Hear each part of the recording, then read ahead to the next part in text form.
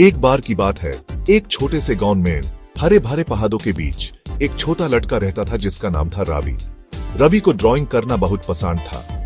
वो दीवारों पे, जमीन पे और अपनी स्कूल की किताबों पे भी ड्राइंग करता था। लेकिन रवि के साथ एक प्रॉब्लम थी। यूज कभी भी ऐसी पेंसिल नहीं मिलती थी जो इतनी देर चले कि वो अपनी ड्राइंग खत्म कर सके। एक दिन स्कूल से घर वापस आते हुए रवि ने सड़क के किनारे कुछ चमकता हुआ देखा। वो एक सुंदर ब्राइट येलो पेंसिल थी। रवि ने उसे उठाया और मुस्कुरा दिया। उसने आज तक इतनी सुंदर पेंसिल नहीं देखी थी। रवि घर भागा। अपनी नई पेंसिल ट्राई करने के लिए एक्साइटेड था। वो अपनी ड्राइंग बुक लेकर बैठ गया और एक बड़ा चमकता हुआ सूरज बनाना शुरू कर दिया। यूज हैरानी हुई, पेंसिल पेपर पे ऐसे चल रही थी जैसे बटर। ये उसकी दूसरी पेंसिल से बिल्कुल अलग थी। रवि ड्राइंग करता रहा। उसने पेट बनाए जो हवा में हिल रहे थे, चिड़िया बनाई जो डालियों पे बैठी गा रही थी और फ्लफी व्हाइट क्लाउड्स बनाए जो नीले आसमान में तैर रहे थे। वो तब तक ड्राइंग करता रहा जब तक उसका हाथ थक नहीं गया और उसकी ड्राइंग बुक रंगोली तस्वीरों से भर नहीं गई। लेकिन कुछ और भी कमाल की बात हुई। रवि ने अपनी नई पेंसिल को देखा और देखा कि वो अभी भी तेज थी। ये एक मैजिक पेंसिल है, उसने सोचा। उसकी आंखें हैरानी से बड़ी हो गई। उसने इसे राज रखने का फैसला किया। यह मेरी लकी पेंसिल होगी, सिर्फ मेरे लिए। वो फुसाफुसाया।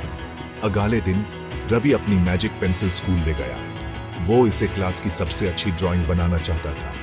लेकिन जब उसने पेंसिल निकाली तो वो पत्थर जितनी सख्त और ब्लंट थी।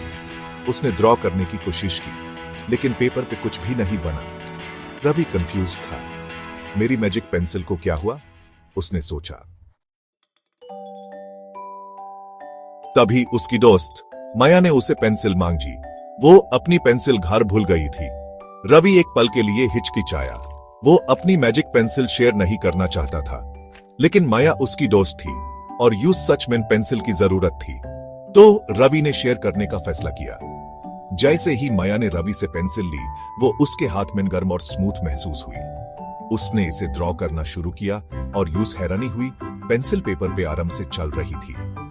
वाओ रवि, तेरी पेंसिल तो कमाल की है, वो बोली। रवि हैरान था। पेंसिल माया के लिए काम कर रही थी, लेकिन उसके लिए स्कूल में क्यों नहीं काम कर रही थी? उसने एक बार और ट्राई करने का सोचा। उसने माया से पूछा कि क्या वो पेंसिल वापस ले सकता है। लेकिन जैसे ही उसने उस अपने हाथ में पकड़ा, वो फिर से काम करना बंद कर दी। सेक्शन 4, दोस्ती का जादू। रवि हैरान परेशान था। वो सोच रहा था कि ऐसा क्यों हो रहा है। शायद उसने सोचा, मैजिक पेंसिल सिर्फ तभी काम करती है जब मैं इसे दूसरों के साथ शेयर करता हूं। उसने अपने थ्योरी को टेस्ट करने का फैसला किया।